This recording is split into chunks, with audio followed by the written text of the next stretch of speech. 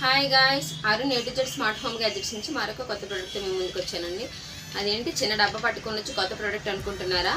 ఇదేనండి ఈరోజు కొత్త ప్రోడక్ట్. అయితే చాలా బాగుంటుందండి. కీచెన్ మోడల్ 2-in-1 ప్రోడక్ట్ అండి.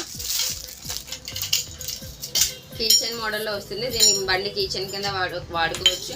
అలానే చూసారా, ఫోల్డింగ్ గ్లాస్ అండి. ఇలా ఫోల్డ్ చేసుకోవచ్చు.